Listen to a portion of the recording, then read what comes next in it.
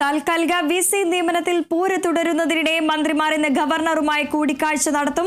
ഉന്നത വിദ്യാഭ്യാസ മന്ത്രി ആർ ബിന്ദു, നിയമമന്ത്രി പി രാജീവ് എന്നിവരാണ് ഗവർണർ രാജേന്ദ്ര അർലേക്കറെ കാണുക. സിസ തോമസിനെയും ശിവപ്രസാദിനെയും വീണ്ടും VC-മാരാക്കി നിയമിച്ചതിലുള്ള എതിർപ്പ് മന്ത്രിമാർ ഗവർണറെ അറിയിക്കും. വിവരങ്ങളുമായി സൂര്യ ഗായത്രി ചേരുന്നു. സൂര്യ, ഇന്ന്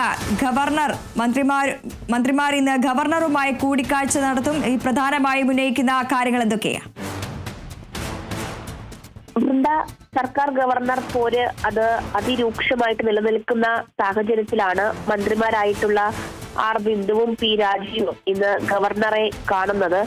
അതിൽ പ്രധാനപ്പെട്ട പല ചർച്ചകളും ഈ കൂടിക്കാഴ്ചയിൽ ഉണ്ടാകുമെന്നുള്ളതാണ് മനസ്സിലാക്കുന്നത്. പ്രത്യേകിച്ച് താൽക്കാലിക VC നിയമനത്തിൽ സർക്കാർ നൽകിയ പാനൽ തള്ളിക്കൊണ്ട് സിസ തോമസിനെയും ശിവപ്രസാദിനെയും ഗവർണർ നിയമിച്ച് കഴിഞ്ഞിട്ടുണ്ട്.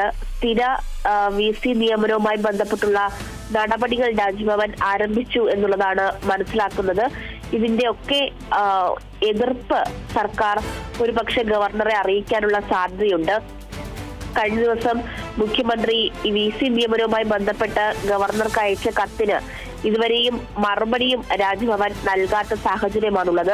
ഇതിന് മുൻപും മന്ത്രിമാർ ഉൾപ്പെടെ രാജ്ഭവനിലെത്തി കൂടിക്കാഴ്ച നടത്താൻ തയ്യാറാണ് എന്നുള്ള ഒരു നിർദ്ദേശം മുഖ്യമന്ത്രി അറിയിച്ചപ്പോഴും അത് അംഗീകരിച്ചിട്ടുണ്ടായിരുന്നില്ല ഗവർണർ.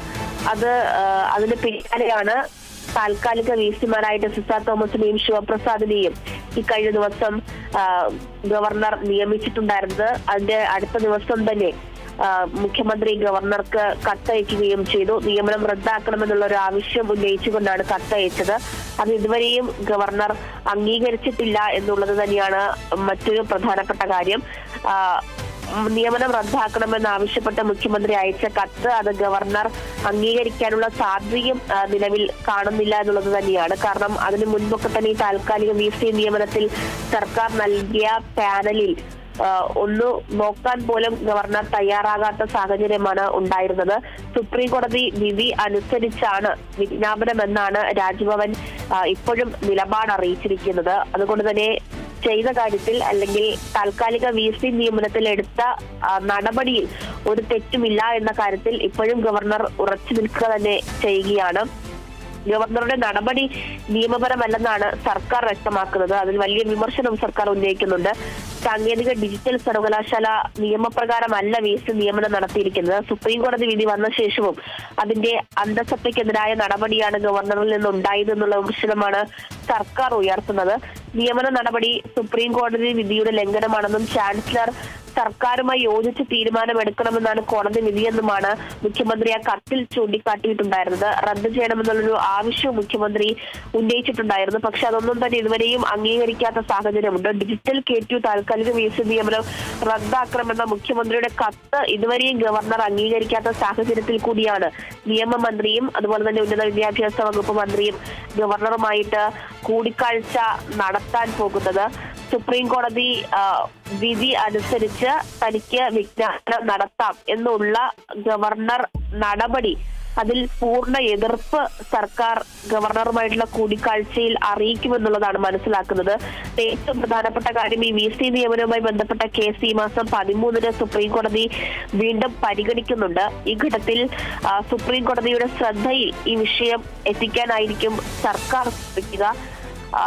ഈ നടപടി എന്തൊക്കെയാണ് എടുത്തതെന്നത് സംബന്ധിച്ച് 13-ാം തീയതി സുപ്രീം കോടതി വിഷയം വീണ്ടും പരിഗണിക്കുന്ന സമയത്ത് ഗവർണർക്ക് ബോധിപ്പിക്കേണ്ടതായിട്ട് വരും. അതിനു മുൻപാണ് താൽക്കാലിക VC നിയമനം നടത്തുകയും സ്ഥിര VC നിയമനവുമായി ബന്ധപ്പെട്ടുള്ള കൂടുതൽ നടപടികളിലേക്ക് രാജ്ഭവൻ നീങ്ങുകയും ചെയ്യുന്നത്. അത് കൂടാതെ ഗവർണർക്കെതിരെയുള്ള വാദങ്ങൾ കോടതിയെ അറിയിക്കാനുള്ള സർക്കാർ തയ്യാറെടുപ്പുകൾ നടക്കുന്നുണ്ട്. ഇതിനിടയിലാണ് നിർണായക കൂടിക്കാഴ്ച നടക്കുന്നത് എന്നുള്ളതാണ്. എന്തായാലും നിയമമന്ത്രിയും ഉന്നത വിദ്യാഭ്യാസ വകുപ്പ് മന്ത്രിയും സർക്കാരിന്റെ എതിർപ്പുകൾ അത് ഗവർണറെ അറിയിക്കുന്ന സമയത്ത് അതിന് എന്ത് നിലപാടാണ് ഗവർണർ സ്വീകരിക്കുന്നത് എന്നത് ഏറ്റവും നിർണായകമാകും. പ്രധാനപ്പെട്ട കാര്യം ഇതിനോടകം തന്നെ താൽക്കാലിക VC നിയമനം നടത്തി കഴിഞ്ഞു എന്നുള്ളതാണ് ഗവർണർ.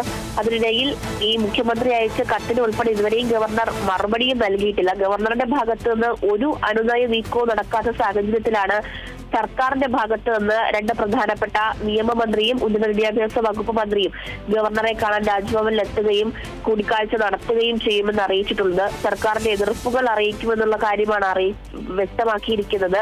അതിരൂക്ഷമായിട്ടുള്ള സാഹചര്യത്തിൽ ഉന്നത വിദ്യാഭ്യാസ മേഖലയിലെ അവസ്ഥ കടന്നു പോകുന്ന ഇടയിലാണ് ഈ നിർണായക കൂടിക്കാഴ്ച നടക്കാൻ പോകുന്നത്. എന്തായാലും എന്തെങ്കിലും അനുനയ തീരുമാനങ്ങൾ ഈ ചർച്ചയിൽ നിന്ന് ഉണ്ടാകുമോ എന്നുള്ളതാണ് ഇനിയിപ്പോൾ അറിയേണ്ടത്. കേരള സർവകലാശാലയിലെ വിഷയം ഈ പറഞ്ഞതുപോലെ തന്നെ കടുത്ത പ്രതിസന്ധിയിലേക്ക് പോകുന്നത് നമ്മൾ കാണുന്നുണ്ട്. ഓരോ ദിവസം കഴിയുമ്പോഴും സർവകലാശാലയിലെ വിഷയവും അതിരൂക്ഷമായിട്ട് പോവുകയാണ്. അതിനും ഇതുവരെയും ഒരു പരിഹാരം ഉണ്ടായിട്ടില്ല. ഇതടക്കമുള്ള കാര്യങ്ങളിൽ സ്ഥിര VC നിയമനത്തിലടക്കമുള്ള കാര്യങ്ങളിൽ ഒരു അനുനയം ഈ കൂടിക്കാഴ്ചയിൽ ഉണ്ടാകുമോ എന്നുള്ളത് തന്നെയാണ് ഏറ്റവും പ്രധാനപ്പെട്ട കാര്യം. വൃന്ദ, വ്യക്തമാണ്. സൂര്യ.